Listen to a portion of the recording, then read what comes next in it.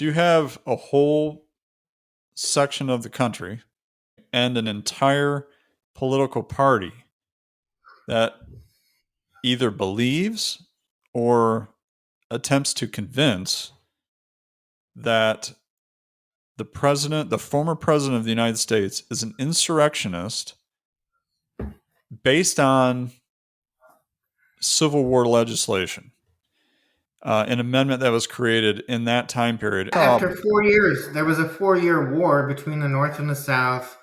600,000 people died, a million or two wounded. Battles all up and down the East Coast and throughout the old Northwest and the Louisiana and everything else. After 4 years of bloodshed, they put in subsequent insurrection legislation, and they want to apply a 3-hour riot thing to the Civil War legislation, and half the country's on board with this. There are people in the Democratic Party, that political party, that are convinced that on January 6th, our entire form of government was under attack and could have possibly been overtaken.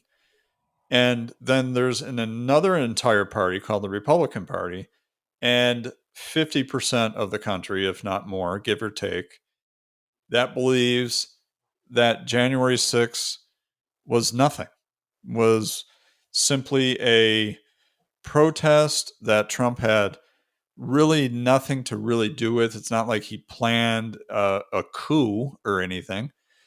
He told people to peacefully protest, to go home at one point. And then you had some ruckus at the Capitol, and some people broke in. There was a guy with horns on his head, another guy that was sitting at Nancy Pelosi's desk taking selfies.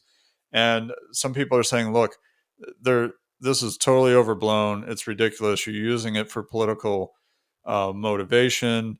There was no such thing as an insurrection. And in addition to that, you have this other thing that was going on that people may remember, called the BLM riots.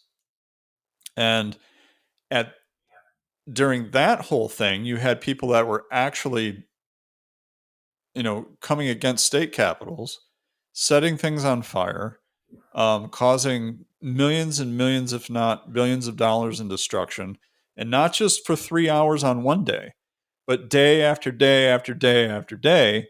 And one political party and 50% of the country was saying it's mostly peaceful.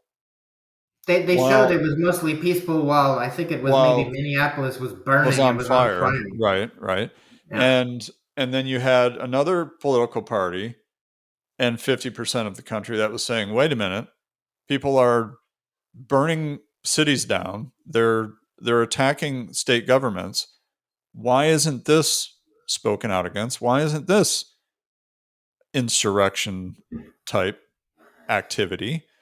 Why are we allowing this to happen? And so this is the problem we have right now, and why we're going to have such a unique election year.